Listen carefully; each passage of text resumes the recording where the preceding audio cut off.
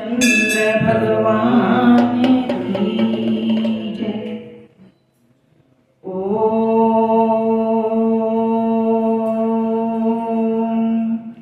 हरि ओम।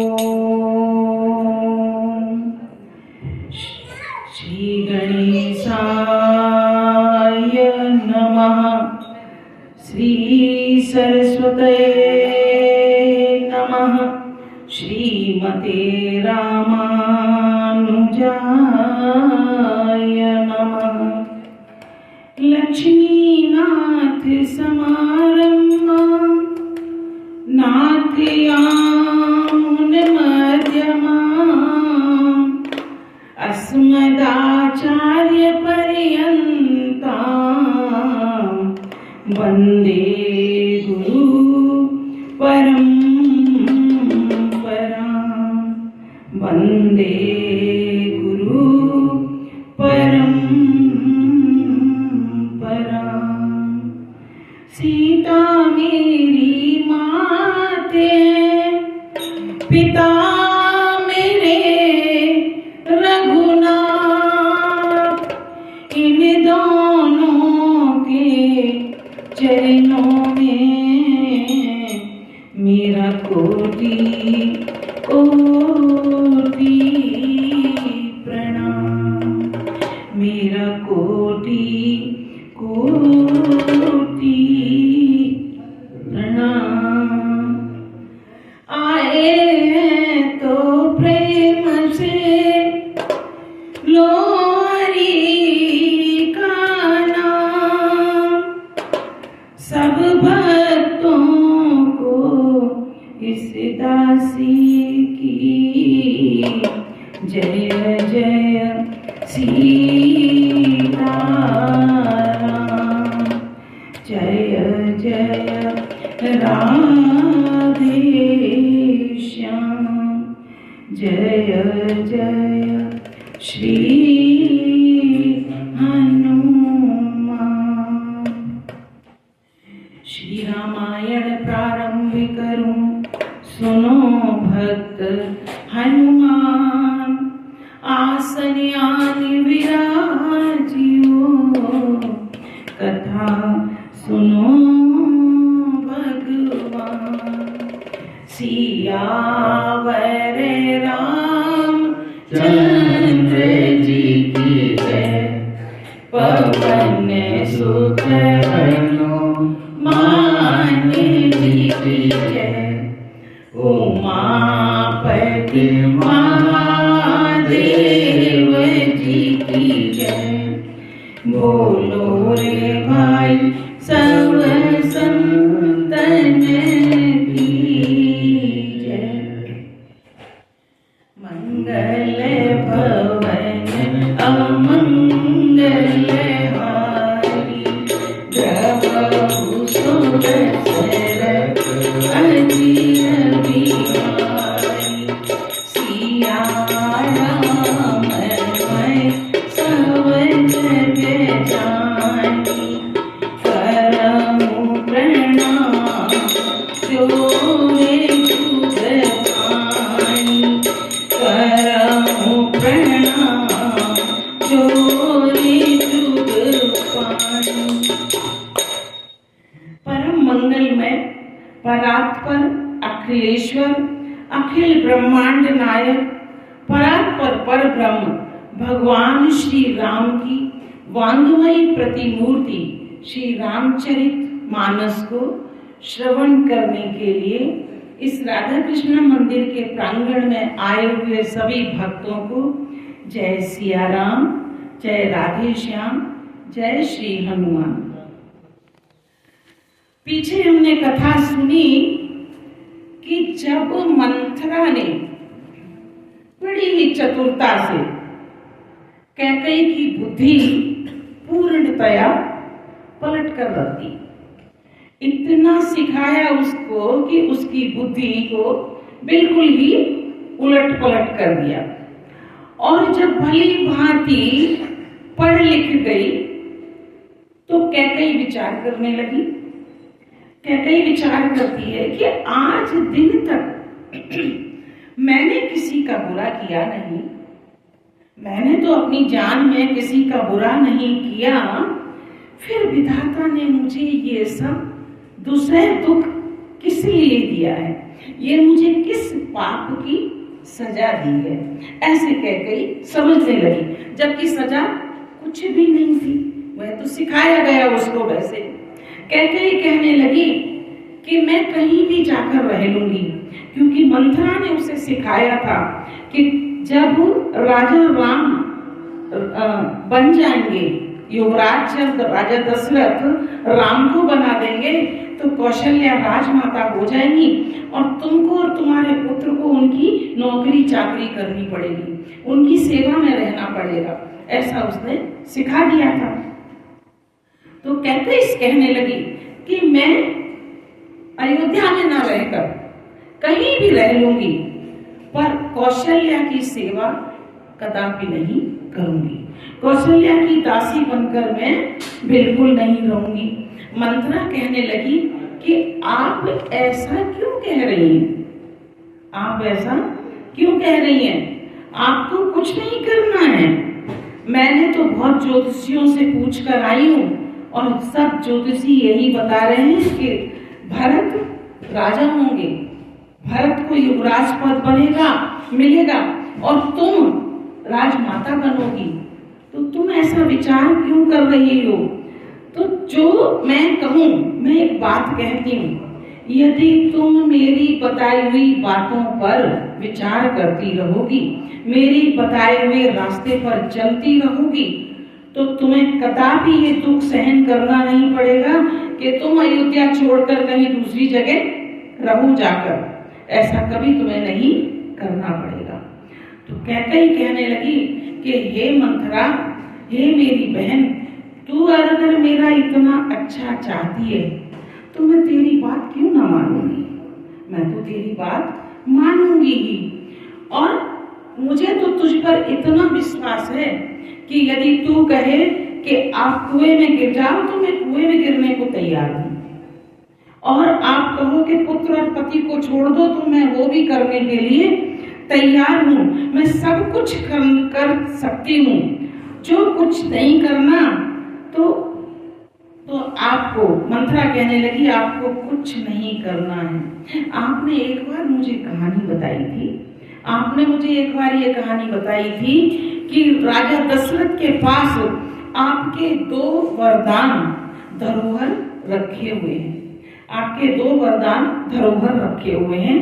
उन वरदानों को आप इस्तेमाल कर सकती हो, उन वरदानों का आप उठा सकती हो इस समय फायदा। कैसे कि एक वरदान से आप अपने पुत्र भरत के लिए राज मांग लीजिए और दूसरे वरदान से आप राम को 14 वर्ष का वनवास मांग लीजिए। तो ऐसा जब कहा तो कैकेयी की बुद्धि में आ गई और उसने पूरा समझा दिया कि राजा जब आपके महल में आएंगे तो आपको भवन में चली जाइए, राजा को जब राम की सौगंध खा लें तभी ये वचन बताना, नहीं तो पहले नहीं कहना, क्योंकि राजा दशरथ को राम प्राणों से भी ज्यादा प्रिय हैं। उनकी शपथ जब खा लें तब तुम वरदान बोलना। और ये कहने के बाद वह तुरंत कोप भवन में चली गई और कोप भवन में शाम को जैसे ही राजा दशरथ महल में आए तो उन्हें जब पता चला कि रानी कैकेयी कोप भवन में है तो उन्हें बिल्कुल भी अच्छा नहीं लगा और उनका मन हृदय डरने लगा, उनके पैर आगे नहीं बढ़े। जब उन्होंने रानी कैकेयी की दशा देखी अंदर जाकर तो वे घबरा गए और कहने लगे कि किस लिए तुम इतनी नाराज हो, इतनी गुस्सा क्यों हो। ऐसा कहकर बोले, ये तुम्हारा रूप बिल्कुल भी अच्छा नहीं लग रहा है, तुम किस कारण पे, वो कारण तो बताओ मुझे कि किस कारण से तुम इतनी क्रोधित हो, मुझे वह कारण बताइए। यह सुन के जब सुना कैकेयी ने तो यह सुनी मनि गुनी शपथ बड़ी, बिहसी उठी मति मंद, भूषण बिलो के मृग मनहु की रातिन बंद। जब यह सुना राजा के मुख से, राजा बार बार मनाने लगे, पूछने लगे कि मुझे रानी कैकेयी कारण तो बताइए कि किस कारण से आप क्रोधित हुई हैं, और मुझे राम की सौगंध है कि मैं तुम्हारा जिस कारण से भी क्रोध हो वह मैं पूरा करूंगा, आप मुझे बताइए तो सही। जब ये सुना तो रानी कैकेयी उठकर अपने गहने पहनने लगी।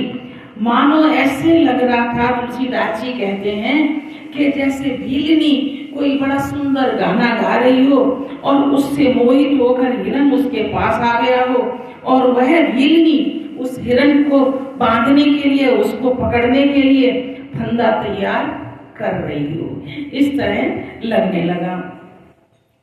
अरे पुनि कहु राव सहज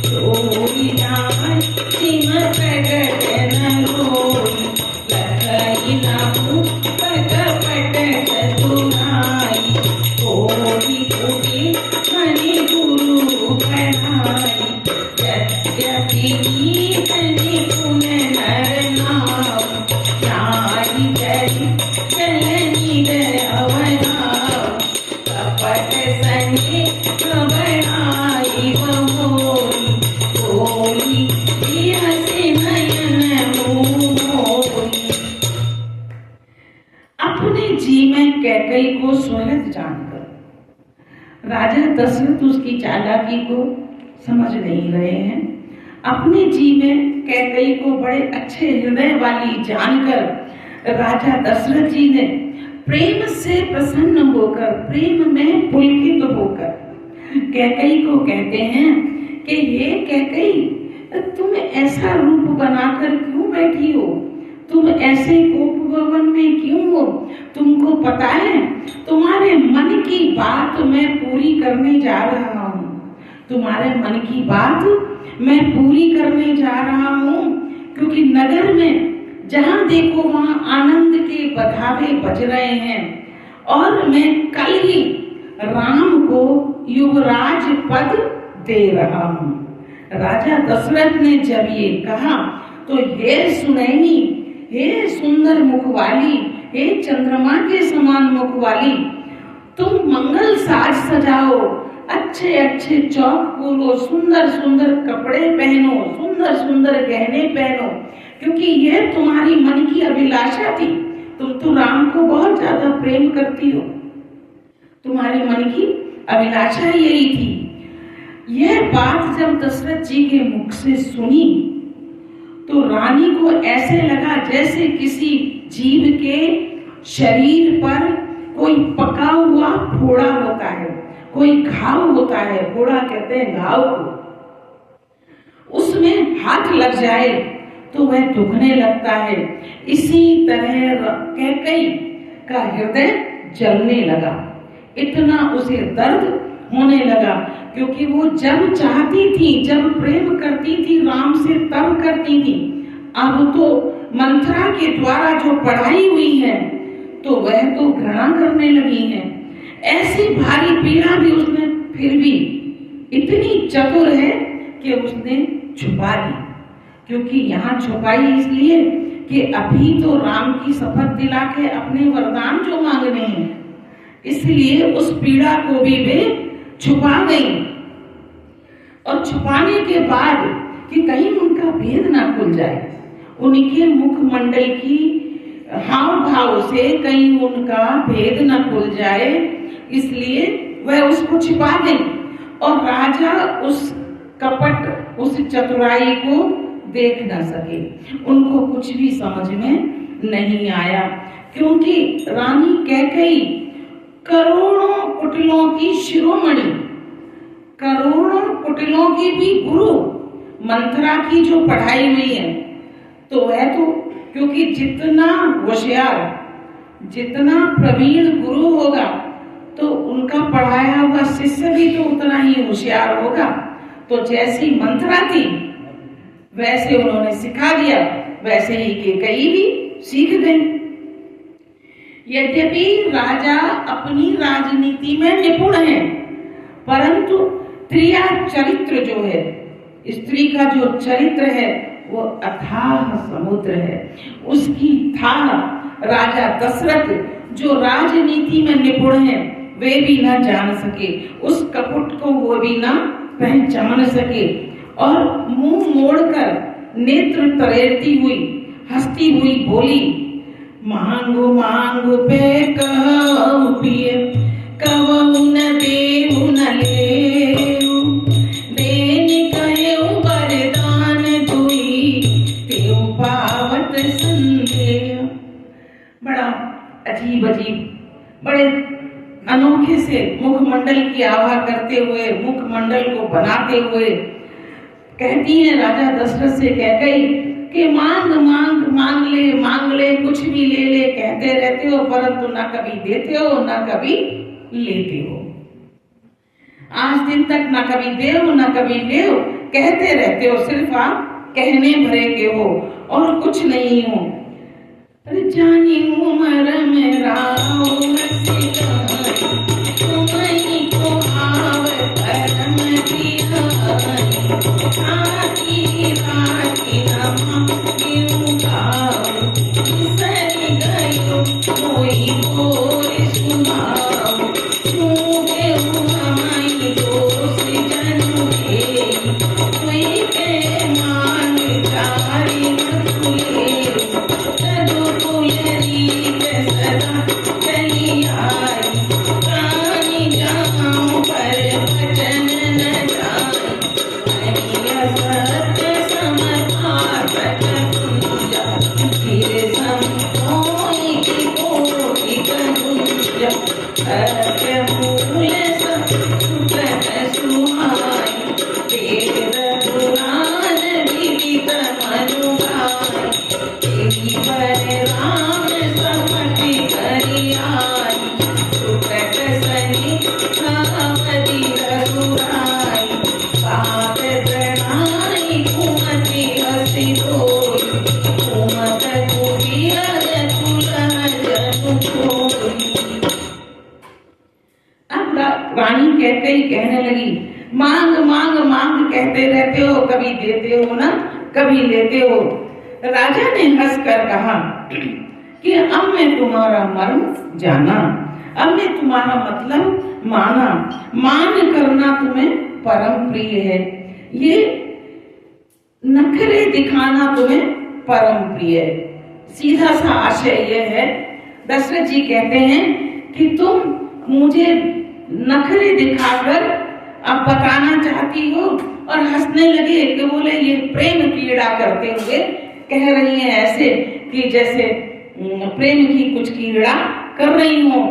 तो मान करना तुम्हें परम प्रिय है, तुमने उन परों को मेरे पास धरोहर रख दिया था और फिर रखकर कभी मांगा ही नहीं, और मेरा तो है भूलने का स्वभाव, मुझे वो प्रसंग याद ही नहीं रह गया।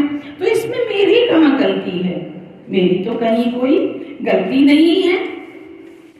और मुझे झूठ मत देना, मुझे दोष मत दो, चाहे 2 के बदले तुम 4 बार मांग लो ना, तुम 2 के बदले 4 बार मांग लो, मैंने कब मना किया? अरे तुम तो अगर प्रेम से ऐसे ही सीधे मुझे कहती कि मुझे मेरे वरदान दे दो, तो मैं तो मना थोड़ी ना करता तुमको। इतना सब रुष्ट होने की, क्रोधित होने की क्या जरूरत थी? रघुकुल में सदा से रीत चली आई है कि प्राण जाए पर वचन न जाए, जो हम कह देते हैं वो हम पूरा करते हैं, असत्य के समान। क्योंकि राजा दशरथ कहते हैं असत्य से बड़ा कोई बड़ा नहीं है। असत्य के समान पापों का समूह भी नहीं है। बहुत सारे पाप एकत्रित हो जाएं तो भी असत्य से बड़े नहीं है, क्योंकि क्या कहीं करोड़ों घुघचियां होती हैं समुद्र के किनारे, थोड़ी थोड़ी छोटी छोटी शीपीस जैसी मिलती है ना, उनको घुघचियां कहते हैं। अगर उन्हें इकट्ठा कर लिया जाए तो वो क्या पहाड़ बन जाएंगी? वो पहाड़ नहीं बनेगी। और सत्य ही समस्त उत्तम सुकृतों और पुण्यों की जड़ है। सत्य ही, क्योंकि लिखा भी है तुलसीदास जी ने कि धर्म न दूसर सत्य समाना। सत्य के समान धर्म है ही नहीं कोई दूसरा। यह बात वेद और पुराणों में भी प्रसिद्ध है। मनु जी ने भी यही कहा है। उस पर मेरे द्वारा राम जी की शपथ भी लेने में आ गई। मेरे मुंह से राम की शपथ खा ली मैंने। रघुनाथ जी मेरे तो सुकृत, मेरे जितने भी जीवन भर के पुण्य होंगे और उस पुण्य की सीमा है राम जी। इस प्रकार बात पक्की करा के दुर्बुद्धि, क्योंकि दुर्बुद्धि तो हो ही गई, उसकी बुद्धि कुबुद्धि हो चुकी है। कैकेयी हंसकर बोली, मानो उसने बुरे विचार रूपी पक्षी, बुरा विचार रूपी पक्षी क्या? बुरा पक्षी होता है बाज, जो सभी छोटे पक्षियों को झपट झपट कर खा जाता है। तो यहाँ कैकेयी के जो विचार हैं बुरे, उनको उपमा दी है तुलसीदास जी ने बाज पक्षी की। मानो कैकेयी ने वह अपने हृदय से वो जो मांगना है उसको कि राम को 14 वर्ष का वनवास और भरत जी को राजगद्दी, तो ये जो विचार उसके निकलने वाले हैं, तो मानो कैकेयी उन विचारों के द्वारा बाज पक्षी को छोड़ना चाहती है, उन विचारों के द्वारा। तो भूप मनोरथ सुभग बनो, सुख सुभिअंग समाज, मिल निज विचारण चरित, वचन भयंकर बाज। राजा दशरथ का जो मनोरथ है, मनोरथ क्या है राजा दशरथ का? राम जी को युवराज पद देना, राम को युवराज बनाना। और उसका जो सुख है, राम को युवराज बनाने का जो सुख है, वो समझो छोटे छोटे सुंदर पक्षियों का समूह है। और उस पर वह कैकेयी भीलनी की तरह अपने वचन रूपी भयंकर बाज को छोड़ना चाहती है। समझ आई बात? यहाँ राजा ने जो सोचा है राम जी को युवराज पद देने का, उसकी जो खुशी है, उसका जो सुख है, तो वह सुंदर वन है। ऐसी उपमा दी है तुलसीदास जी ने यहाँ कि उनकी जो मनोरथ है वह सुंदर वन है, और जो मनोरथ से खुशी उत्पन्न हो रही है वह छोटे छोटे पक्षी हैं। और जो कैकेयी है जो अपने बुरे विचारों को छोड़ना चाहती है, वह बाज हैं जो उन खुशियों को बिल्कुल मिटा देगी, अस्त व्यस्त कर देगी। और सुनो मान प्रिय भावती का, देव एक वर कहीं का, मांगो दूसर पर कर कोई, पूरवो नाथ मनोरथ मोर, तापस वेश विशेष उदार, चौदह वर्ष राम वनवास, तुम्हें प्रभु बचन हो,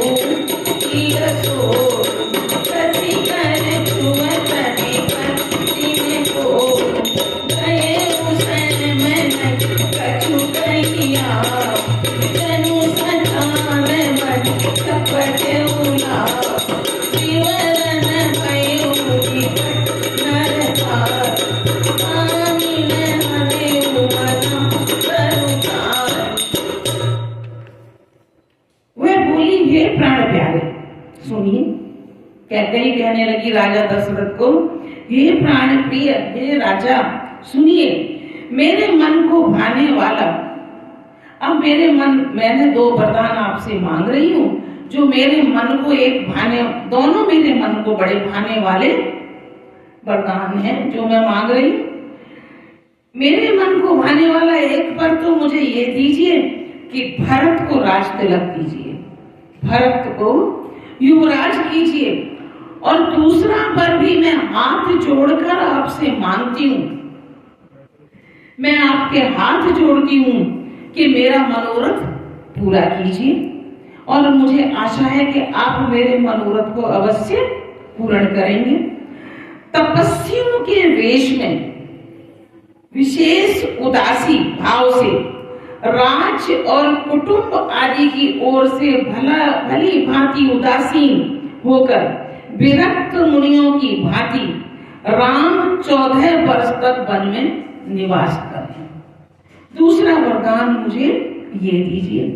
कैकेयी के कोमल, अब कैकेयी तो सोच रही है कि बड़ी मैं विनम्रता से बोल रही हूं, सुनकर राजा के हृदय में ऐसे शोक हुआ जैसे चंद्रमा की किरणों के स्पर्श से चकवा विकल हो जाता है। राजा को ऐसे शोक हो गया कि राजा को ना तो कोई बात कहते बन रही है और ना कुछ सुनते बन रही है, एकदम सुन्न हो गए राजा दशरथ इन दोनों वचनों को सुनकर। राजा सहम गए, उनसे कुछ कहते नहीं बन रहा, मानो बाज वन में आकर राजा के मन रूपी बटेर कहते हैं, एक छोटा सा पक्षी होता है उसको बटेर कहते हैं, राजा दशरथ के मन रूपी बटेर पर कैकेयी के वचन रूपी बाज ने झपट्टा मार दिया हो, जैसे उसे जकड़कर पकड़ लिया हो। ऐसे राजा कुमला गए जैसे ताड़ का पेड़ हो और उसके ऊपर जब बिजली गिर जाए, क्योंकि ताड़ का पेड़ जो होता है वह बड़ा ही श्याम रंग का होता है, ग्रे से कलर का, तो उस पर अगर बिजली गिर जाए तो जैसे वो झुलस गया हो, ऐसे राजा का मन एकदम व्याकुल हो गया उन 2 शब्दों को सुनकर। और माथे हाथ मूंदी लोचन, तनु धरि सोच लागे जनु सोचन, मोर मनोरथ सुर तरु फूला, करत करनी जीव देऊ संपूर्णा, अवधि उतारी कीन के से अचल विपद माथे पर हाथ रखकर दोनों नेत्रों को बंद करके ऐसे सोचने लगे मानो साक्षात सोच ही शरीर धारण करके सामने बैठ गई हो। ऐसे सोचने लगे, राजा दशरथ की जगह कोई सोच ही शरीर धारण करके बैठ गई हो। वे सोचते हैं, हाय मेरा मनोरथ रूपी कल्प वृक्ष फूल चुका था, मेरा मनोरथ रूपी कल्प वृक्ष फूल चुका था, परंतु फलते समय कैकेयी ने हथिनी की तरह उसे जड़ समेत उखाड़ कर फेंक दिया, जड़ समेत उखाड़ कर फेंक दिया। ऐसे राजा सोच रहे हैं बैठे बैठे, कैकेयी ने अयोध्या को ही उजाड़ कर फेंक दिया और विपत्ति की सुदृढ़ नींव डाल दी, मजबूत नींव डाल दी। अब राजा सोच रहे हैं कि इस विपत्ति को अब कोई नहीं बचा सकता, विपत्ति तो जैसे आ ही गई, सुदृढ़ नींव पड़ गई विपत्ति की। जिस तरह से राजा ऐसे विचार करके सोचने लगे, कवने अवसर का भयो गयो नारी विश्वास, योग सिद्ध फल समय दी जात सोचने लगे किस समय पर ये क्या हो गया। कितनी खुशी थी, कितना उल्लास था, कितना आनंद था, अयोध्या में आनंद मनाया जा रहा है और यहाँ कैकेयी के पास आ गई राजमहल में। ये क्या से क्या हो गया, बिल्कुल पलट गया जैसे कि वह किस अवसर पर क्या हो गया। मन ही मन सोचने लगे कि स्त्री का विश्वास करके मैं तो मारा गया। मैं ना स्त्री का विश्वास करता और ना आज इस अवस्था को प्राप्त होता। जैसे योग की सिद्धि रूपी कोई योगी तप करे, योग करे और उस योग का जब फल मिलने वाला हो तो कुछ ऐसी अविद्या आ जाए, कुछ ऐसी अविद्या उसके अंदर आ जाए कि सारी सिद्धि उसकी सत्यानाश हो जाए। जैसे जीवन भर योग तप कर रहा है और अंत में जब उसे फल मिलने वाला है तो कोई अविद्या से उसका पूरा संपूर्ण नष्ट हो गई वह तपस्या। इसी तरह राजा दशरथ सोचने लगे कि पहले पुत्र नहीं थे, पुत्र हुए, राम जैसा पुत्र, इतना सब जिसे इतना सब सराहते हैं, जिसके दर्शन के बगैर कोई रहता नहीं है, राजपाट सब संभालने वाला योग्य, और मैं सब इतना सुंदर सकुशल सब चल रहा था। और कैकेयी के इन दो वरदानों ने पूरी अयोध्या को उजाड़ कर फेंक दिया, पूरी अयोध्या को नष्ट कर दिया। और यही भी दे रहा हूँ मैं नहीं मैंने चाहा, एक ही तुम्हारी कुमति मन भरत की लाऊ आने उमोल बिसाई की हो तो तुझी करो असलाग तुम्हारी साई न बोलो वचन सवारी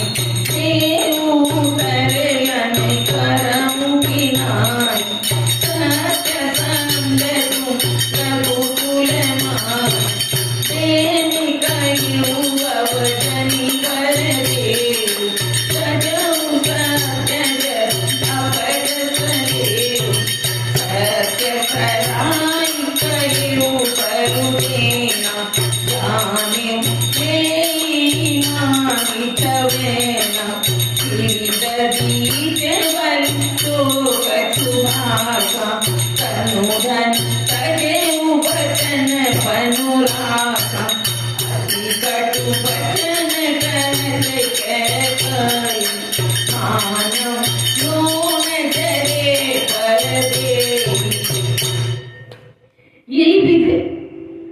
इसी प्रकार राजा मन ही मन खींच रहे हैं, अब खींच रहे हैं मन ही मन कि मैंने क्यों विश्वास कर लिया इसके वचनों पे, ना इसके वचनों पे विश्वास करता ना आज मेरी ये दशा होती।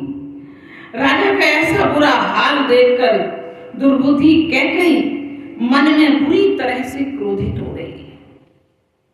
राजा दशरथ का बुरा हाल देखकर भी उसे कुछ दया नहीं आ रही, वह और क्रोधित हो रही है और क्रोधित होकर बोलती है, क्या भरत आपके पुत्र नहीं है? क्या भरत आपके पुत्र नहीं है? या मैं आपकी विवाहिता पत्नी नहीं हूं? मुझे क्या आप पैसे देकर खरीद कर लाए हैं? अब ऐसे सवाल जब कैकेयी राजा दशरथ से करने लगी तो वो बेचारे और ज्यादा दुखी होने लगे। जो मेरा वचन सुनते ही आपको वाण सा लगा, या तो ये कह दीजिए कि मैं आपकी पत्नी नहीं हूं, भरत आपके पुत्र नहीं है। ऐसा क्या मैंने बड़ा कह दिया जो आपको मेरे जो वचन है वो बाण जैसे लगे? आप तो सोच समझकर कुछ बात करते ही नहीं है। तो या तो हाँ कह दीजिए या फिर ना कह दीजिए। मैं कब कह रही हूँ कि हाँ ही कह दीजिए। हाँ कह देंगे तो ठीक है, क्योंकि आप तो इतनी बड़ी बड़ी बातें कहते हैं ना कि रघुकुल रीत सदा चले आई, प्राण जाए पर वचन न जाई। तो या तो आप मेरे वचनों को पूरा कर दीजिए या ना कह के अपजस उठा लीजिए, अपजस उठा लीजिए। इसमें कौन सी बहुत बड़ी बात है? आपने वर देने को कहा था, अब भले ही दीजिए या ना दीजिए, सत्य को छोड़ दीजिए। जगत में अपयश होगा उसको ले लीजिए, सत्य की बड़ी सराहना करते करते देने को कहा था, परंतु आपने ये सोचा होगा अपने मन में कि कैकई है, ये तो कुछ चना चबेना ही मांग लेगी, है ना। तो आपने सोचा होगा कि ये तो कुछ छोटी मोटी चीज मांग लेगी। अब मेरे मन में जो आया वो मैंने मांग लिया है। आपने देने को कहा था, आप देना चाहें तो दे दीजिए, ना देना चाहें तो अभ्यस उठा लीजिए। राजा शिवी हुए, दधीची हुए और बलि हुए, इन्होंने जो कुछ भी कहा, जो वचन कहे, वह अपना शरीर देकर, धन देकर, त्याग करके भी उन्होंने अपनी वचन की प्रतिज्ञा को निभाया। कैकई बहुत ही कड़वे वचन बोलने लगी और मानो ऐसे लग रहा था जैसे जले हुए घाव पर नमक छिड़क रही हो। इस तरह के वचन वह बोलने लगी। धर्म धुरंधर धीर धरी, नयन उघारे भाई, सिर धुनि नील उठासे असी, मारिस मोहि उठाए। अब धर्म की धुरी को धारण करने वाले राजा दशरथ धीरज रख के उन्होंने अपने नेत्रों को धीरे से खोला और अपना सिर धुन लिया, अपने सिर को मारने लगे।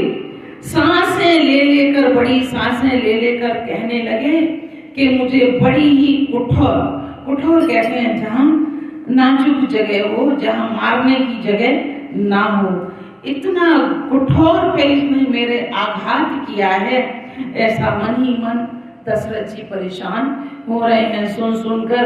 ऐसी कठिन परिस्थिति उत्पन्न कर दी कि जिससे अब बच निकलना बहुत ही मुश्किल है, ऐसा दशरथ सोचने लगे।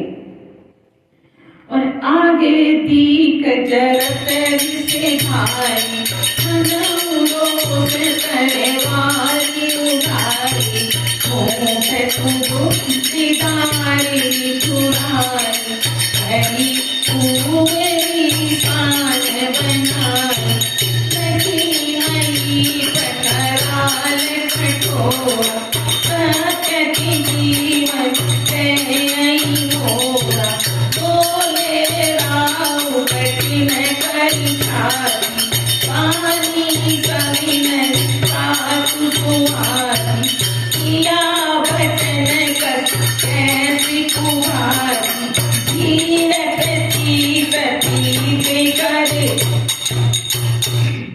वीर प्रति प्रति करे हाथी, बोले भरत राम दुनियारी, सत्य कहूँ कर शंकर साथी, अवधि दूर में कठवई जागा, नहीं देगा सुनत दो जागा, सुदिन सोदि समसा जुस जानी, देव भरत काज बजानी। प्रचंड क्रोध में जलती हुई कैकई इस प्रकार दिख रही है सामने राजा दशरथ को, जैसे नंगी तलवार म्यान में से निकली हुई खड़ी हो। इस तरह कैकई के दर्शन कर रहे हैं राजा दशरथ और मन में अनेकों विचार करते हुए क्रोध रूपी तलवार के जैसे दिखाई दे रही है कैकई। कुबुद्धि और उस तलवार की मूठ है। कुबुद्धि जो रानी कैकई की बुद्धि थी, अच्छी सुबुद्धि थी, वह कुबुद्धि जो हो गई उस तलवार की मूठ है। मूठ कहते हैं तलवार के पकड़ने वाले भाग को, मूठ है।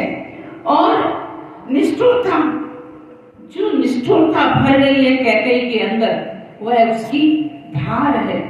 और उसकी धार को कोबरी की सांड पर मंथरा जो है ना, वो एक पत्थर रूप है जिसके ऊपर घिसकर उस तलवार को तेज किया गया है। ऐसा दशरथ जी को प्रतीत हो रहा है। राजा ने देखा कि यह तलवार बड़ी ही भयानक है, बड़ी कठोर है, और सोचा क्या सत्य ही ये मेरा जीवन ले लेगी? ये तलवार सचमुच में मेरा जीवन ले लेगी क्या? राजा अपनी छाती कड़ी करके, बड़ी ही हिम्मत जुटा के बड़ी नम्रता के साथ कैकेयी से प्रिय लगने वाली वाणी बोले, बड़ा ही हिम्मत जुटाकर बोले, हे प्रिय, विश्वास और प्रेम को नष्ट करके ऐसी बुरी तरह से वचन कह रही हो, तुमको ना विश्वास है ना तुम्हारे हृदय में प्रेम है, ऐसा प्रतीत मुझे हो रहा है। तुम इतने कठोर वचन बोल रही हो। मेरे तो भरत और राम दोनों ही मेरी दो आंखें हैं। मुझे तो राम जितने प्रिय हैं, भरत भी उतने ही प्रिय हैं, अर्थात मेरे लिए एक जैसे हैं। मैं शंकर जी को साक्षी रखकर तुमको बोलता हूँ कि मुझे तो राम और भरत दोनों ही प्रिय हैं। मैं सवेरे ही दूत भेज दूंगा, क्योंकि जिस समय ये वार्तालाप यहाँ चल रही है उस समय भरत जी और शत्रुघ्न जी अपनी ननिहाल गए हुए हैं, अपने नाना के घर पे गए हुए हैं। तो दशरथ जी कहते हैं कि मैं सुबह ही दूत भेजकर भरत और शत्रुघ्न को बुला लूंगा और अच्छा दिन देखकर मैं भरत का राज्याभिषेक कर दूंगा। मुझे इसमें कोई परेशानी नहीं है, मुझे इसमें कोई दिक्कत नहीं है। तो लोभन राम ही राज कर, बहुत भरत परिप्रीत, मैं बड़े छोट विचार जिय, करत रहे नृपनीत। राम को राज्य का कोई लोभ नहीं है। दशरथ जी कहने लगे कि राम को मैं युवराज बनूं, मैं राज्य संभालूं, इसका कोई लोभ नहीं है। वो तो मैं ही छोटे और बड़े का विचार करके कि क्योंकि बड़े पुत्र को ही राज्याभिषेक किया जाता है, मैं अपनी राजनीति के अनुसार अपनी राजनीति करता हुआ ही मैंने ही ये निर्णय लिया था कि मैं राम को युवराज बना दूं। अगर भरत को युवराज बना दूंगा तो राम को कोई विचार नहीं है, राम को कोई परेशानी नहीं है। तो आज की कथा को यहीं स्थगित करते हैं। आगे की कथा अगले संडे सुनाएंगे। तो आज की कथा को यहीं स्थगित करते हैं, क्योंकि आरती का टाइम हो गया। और आगे राम जी को भी वनवास को मांग लेंगी, ये भी वचन आएगा। तो आगे की कथा में राम जी के वनवास की जो सारी बातें होंगी वो आएंगी, तो हम सुनेंगे। जय श्री राम, जय राधे श्याम, जय श्री हनुमान। श्री रामायण समापति करूं, सुनो भक्त हनुमान। जहाँ कहूँ राम चरित्र होए, तहाँ तुम करो बयान। सियावर रामचंद्र जी की जय, पवन सुत हनुमान जी की जय। उमापति महादेव जी की जय। बोलो